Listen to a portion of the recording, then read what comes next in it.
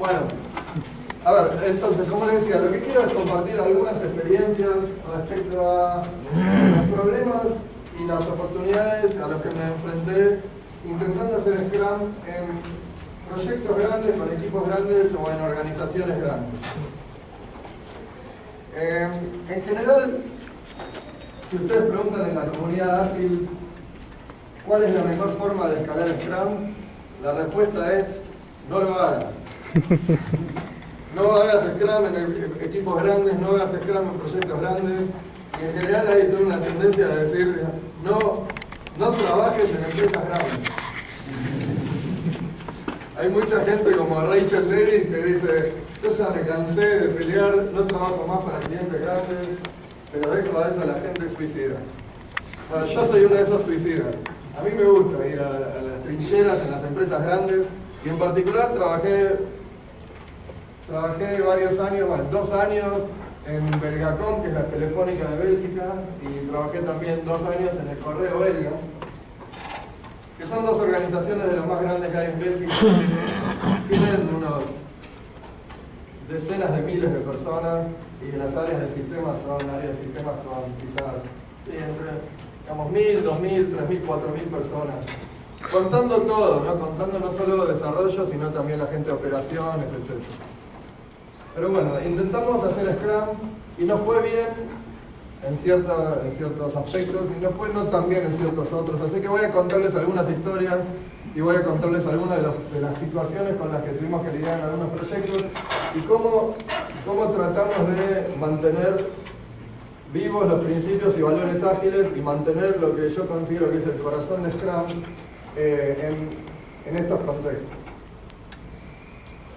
Bueno, hay muchas formas de interpretar qué es, digamos, la esencia de Scrum o el espíritu de Scrum. Como le gusta decir a Alan, que habla mucho del espíritu de Scrum. Para mí hay 2 cosas fundamentales que tienen que ver con los valores y con el espíritu, que son el trabajo en equipo y la mejora continua. Y después hay unas cuestiones prácticas.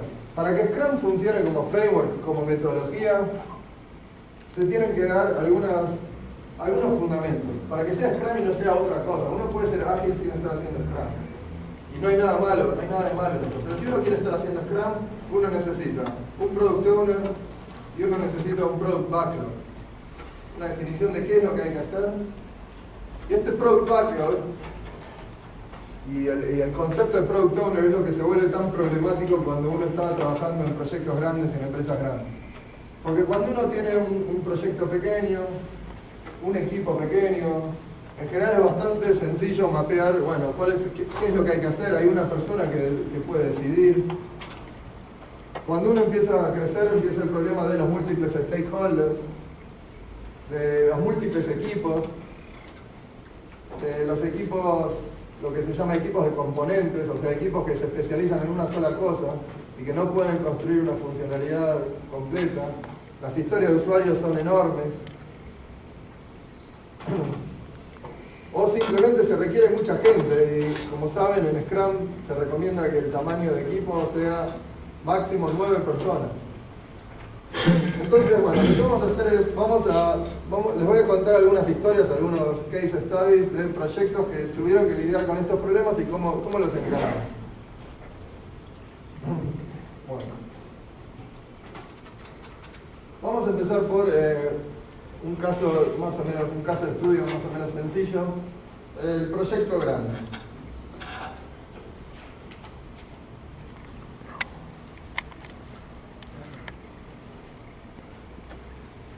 En el Correo Belga. La característica que tiene el proyecto grande, digamos, un buen proyecto grande, es que sencillamente requiere mucha gente. Tiene las mismas características que un proyecto pequeño, pero la cantidad de funcionalidades que queremos desarrollar en una determinada cantidad de tiempo requiere que el equipo sea de más de 9 personas. O sea, tenemos las mismas características de un proyecto pequeño, tenemos un Product Owner y tenemos un Product Backlog y tenemos podríamos decir un Scrum Master, podría ser más, pero digamos que tenemos un Scrum Master. Y el problema es que tenemos un equipo, pero el equipo, en vez de ser 9 personas, son 35 personas, por ejemplo.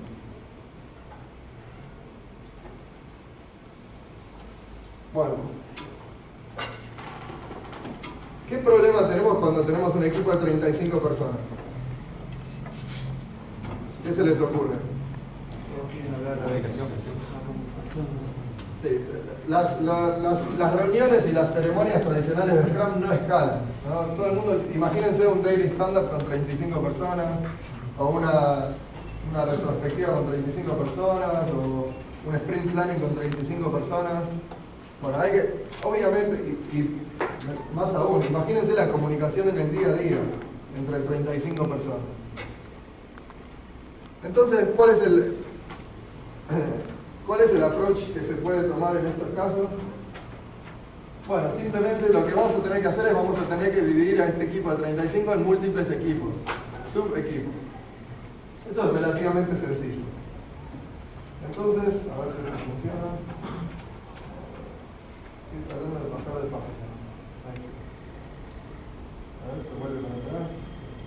La primera vez que uso esto, así que no es muy fácil. Bueno, entonces.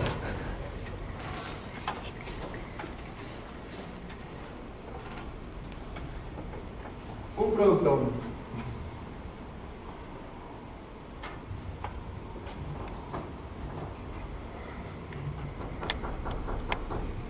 Adelante.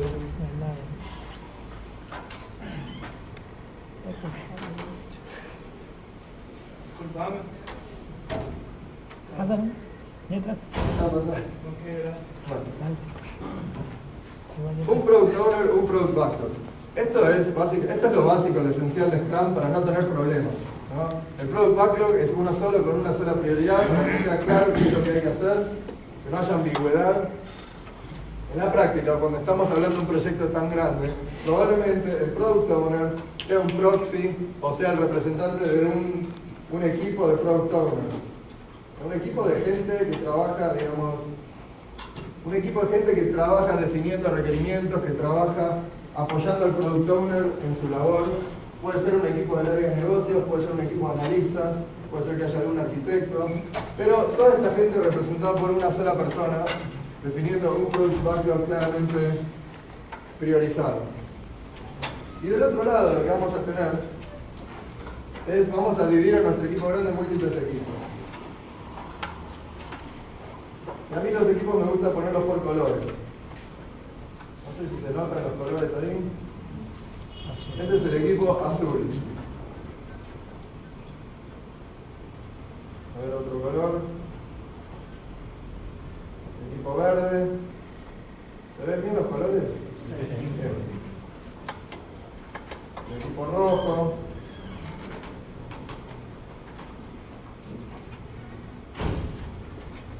Bueno, y dejémoslo por ahora hasta ahí.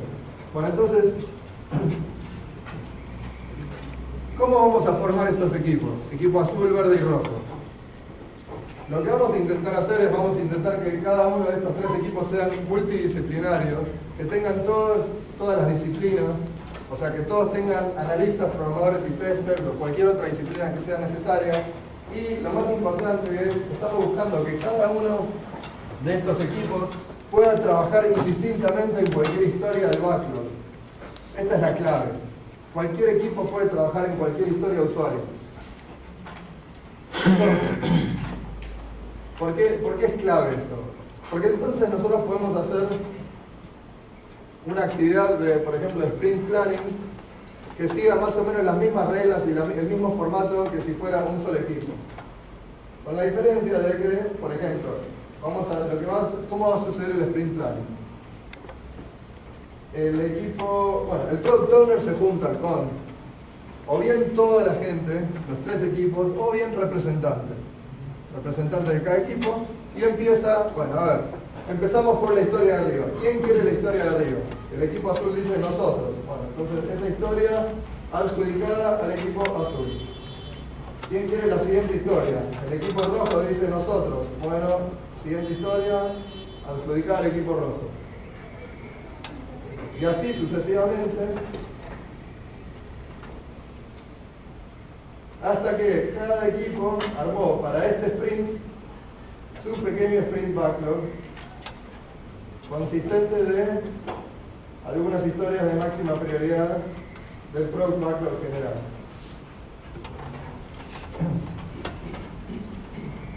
Lo interesante de este approach es que en ningún momento se sabe por anticipado en qué historia va a trabajar cada uno de estos equipos de color. Con lo cual esto obliga ya de por sí a un grado muy alto de cooperación y de comunicación entre los equipos, entre sí y con el product owner. En la práctica está trabajando como un equipo grande. Entonces, cuando se hace el grooming del backlog, tienen que mandar delegados. El equipo rojo, azul y verde tienen que mandar delegados. Cuando se hace el scrum de scrums, tienen que mandar delegados. El scrum de scrums, ¿qué objetivo tiene? Tiene el objetivo de alinear al equipo azul, verde y rojo con el trabajo que están haciendo entre ellos durante un sprint y con el trabajo que está haciendo el equipo negro. ¿Cuál es el equipo negro? Es este equipo el equipo del Product Owner. El equipo negro se ocupa de hacer tareas de coordinación general. Si hay algún project manager que quedó de la organización vieja, que tiene una visión sobre todo el proyecto, quizás está en el equipo negro. Si hay algún arquitecto, quizás está en el equipo negro. Algún gerente, quizás, en el equipo negro. Entonces, el equipo negro funciona de nexo coordinador de todo el proyecto, que es un proyecto muy grande. Los equipos de color se ocupan realmente de entregar. O sea que el equipo negro en la práctica no produce nada. Es un equipo total waste, desperdicio. Pero bueno. Bueno, lo interesante de este modelo es muy sencillo esto que estoy explicando y escala muy bien. Escala muy bien, por lo menos nosotros lo escalamos hasta un total de más o menos 50, 60 personas en su momento máximo y funcionaba muy bien. Y una cosa interesante que pasó fue que en un momento, les cuento una historia, en un momento vino la gerencia del correo y dijo, vamos a empezar a hacer offshoring. Así que van a tener que empezar a trabajar con un equipo en Rumania. Entonces introducimos acá al equipo violeta.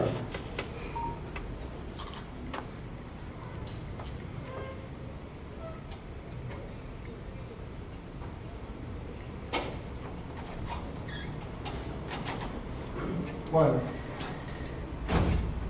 ¿qué sucedió con el equipo violeta? Como estaban en Rumania, obviamente la comunicación mucho más compleja, más difícil, muchos problemas de comunicación, la gente no se conocía con nosotros. ¿Cuál es la consecuencia?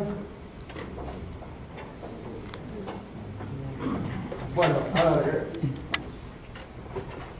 ustedes se pueden imaginar que este equipo no era tan productivo como los equipos que estaban ubicados en Bélgica. Bueno, lo interesante de este setup es que nos permitió medir en forma concreta esa baja de productividad. ¿Por qué? Porque al estar trabajando todos los equipos contra el mismo backlog, no hay forma de predecir qué historias de usuario le van a tocar a cada equipo. Y por lo tanto, cuando el equipo azul arma su backlog para su sprint backlog, toma la cantidad de puntos de historia que consideran que pueden hacer en un sprint. Por ejemplo, 20 puntos de historia. El equipo verde toma la cantidad de historias que considera que puede hacer en un sprint. Supongamos que tienen el mismo tamaño y la misma composición. ¿Cuánto van a tomar típicamente? 20 puntos de historia. Y lo mismo con el equipo rojo, y obviamente el equipo de rumanos no se quiere quedar atrás. Entonces, ¿cuánto va a tomar? 20. Bueno, ahora acá hay una diferencia, que es que los tres equipos de arriba vienen trabajando ya hace rato, se conocen, saben que pueden entregar 20. Los rumanos quieren entregar 20, ¿Cuánto terminan entregando? 5. Y de sprint tras sprint entregan, en la práctica entregaban 1/3 de la cantidad de puntos de historia de los otros equipos. 1/3. ¿Cuánto costaban los rumanos? La mitad. Entonces, cuestan la mitad, entregan 1/3. Chao rumanos.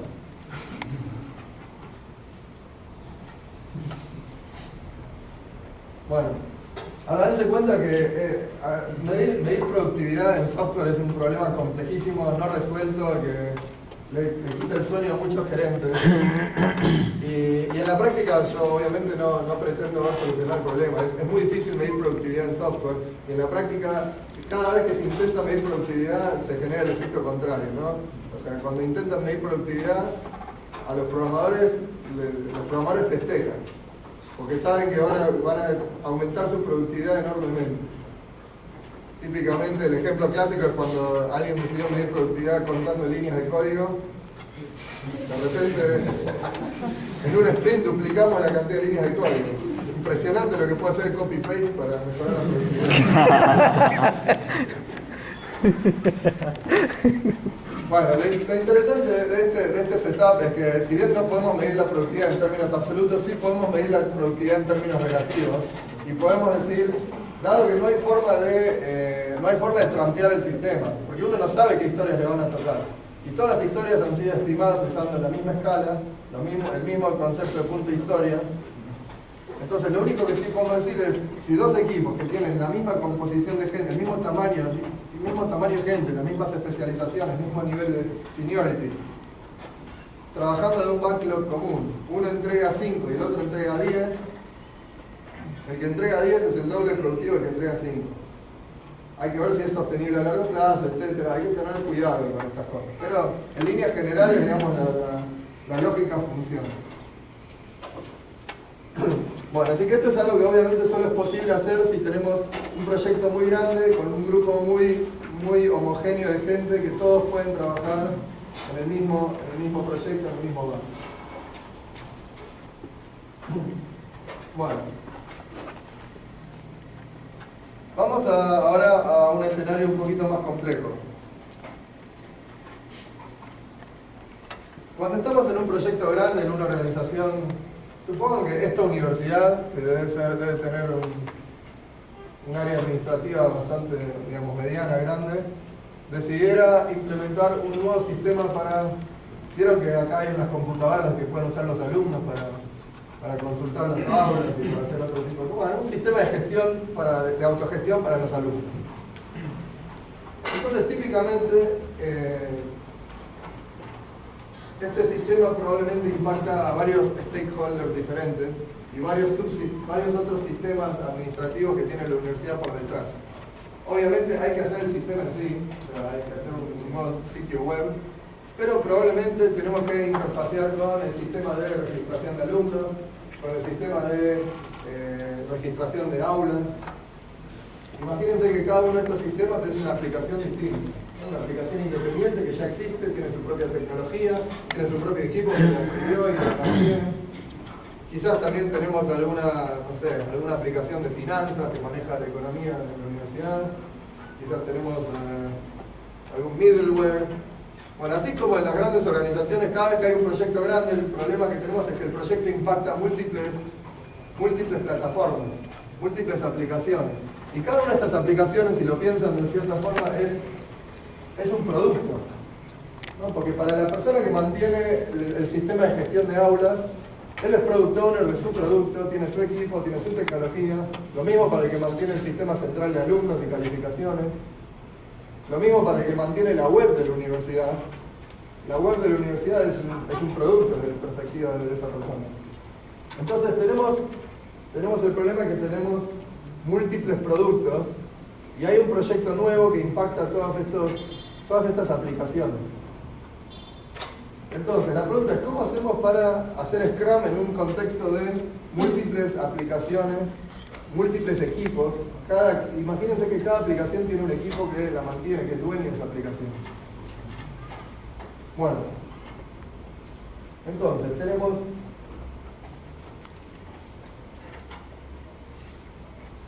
múltiples. Bueno, esta es la definición un poco. ¿Cuál es la definición de producto en Scrum? ¿Qué sería un producto? Bueno, decimos product owner, ¿no? ¿Qué sería un producto?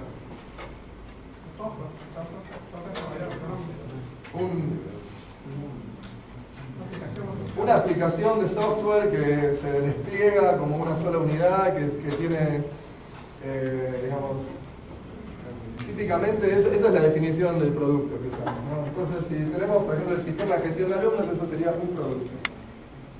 El hecho de que tenga un product owner significa que hay una persona que fue la que inicialmente lideró los requerimientos, aprobó el software, lo puso en producción y se ocupa de mantener su integridad, se ocupa de aprobar cambios a la funcionalidad, etc. Entonces, múltiples productos,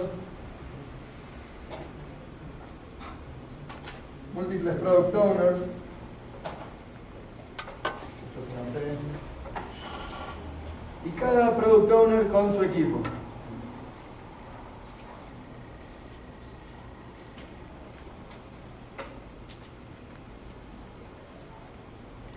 Bueno, entonces, a ver, tratemos de dibujar un poco la situación. Ahora tenemos al product owner naranja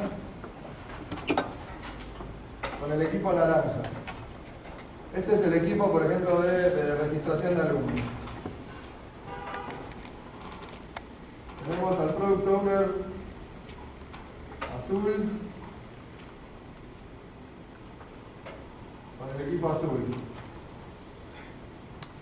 Esto es aula. Y tenemos al verde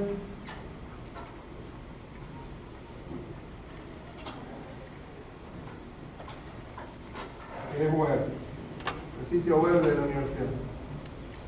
Bueno, ¿y ahora qué aparece?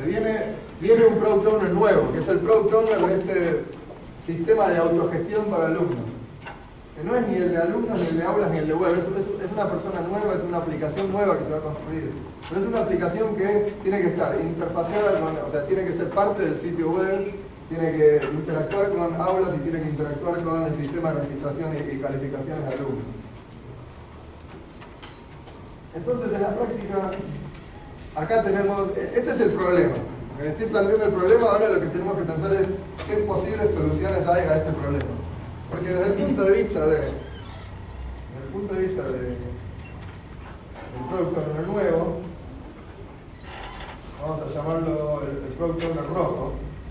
El product owner es una persona que lo que no tiene es un equipo, pero lo que sí tiene, ¿qué es? Tiene un backlog, tiene requisitos, tiene requerimientos, pero lo que no tiene es equipo. Y no quizás pueda formar un equipo, pero lo que seguro no va a poder hacer es, no va a poder intervenir sobre los equipos ya existentes, o sea, tiene poca autoridad sobre esos equipos. ¿Entienden el potencial conflicto que hay acá? Tenemos los product owners de estos equipos y tenemos a esta persona ahí pidiendo ayuda. Necesito que alguien me haga estos requerimientos. Bueno, entonces, vamos a ver un par de posibles soluciones al problema. Y como siempre, en todo lo que hacemos en el agilismo, no hay una solución perfecta y no hay una solución correcta. Lo que uno tiene que hacer es tiene que tratar de entender cuál es la lógica y cuál es la lógica que nos guía en el agilismo y cuál es el contexto de la organización para ver qué es lo que podemos hacer que funcione lo mejor posible. Un poco el arte de lo posible. Bueno, a ver, ¿cuál sería la solución ideal al problema? El problema viene a ser cómo arma equipo la persona, el product owner rojo, cómo arma equipo. O cómo logra que sus requerimientos se transformen en un software funcional.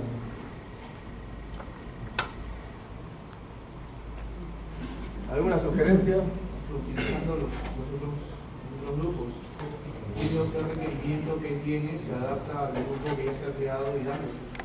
Bueno, a ver, entonces, para empezar, el product owner rojo, un mínimo de equipo va a tener que formar para su proyecto. Porque, por ejemplo, ¿cómo hace para saber si un requerimiento impacta al naranjo o no impacta al naranjo? Hay un mínimo de gente seguro va a necesitar. Entonces, primero que nada tiene que equiparse tiene que conseguir por lo menos un par de personas, 2 o 3 personas, quizás un analista, un arquitecto, alguien que le ayude a entender sus requerimientos, qué impacto tienen sobre las aplicaciones existentes en la organización. De hecho, esto viene antes de que entre en el equipo naranja, verde y rojo en la foto. Es lo primero que sucede, ¿no?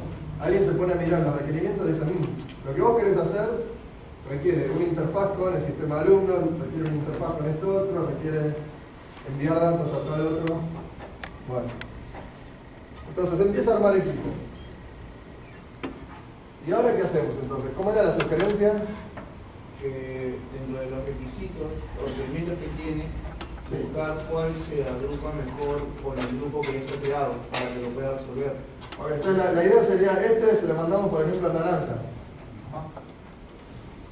Pero ¿cómo sé que el naranja o sea, eso funcionaría solo si el naranja es el único equipo impactado por ese,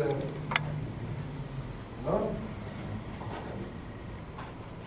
Pero yo lo que tengo que hacer es tendría que hacer un análisis en todo caso de a qué equipos impacta cada historia de usuario. Pero eso no se hizo antes cuando cuando trajiste al personal que te ayude a analizar los requerimientos. Ese personal se supone que él hizo el análisis del impacto que tienen los requerimientos que tú tienes hacia lo hace a nivel global, pero no historia por historia.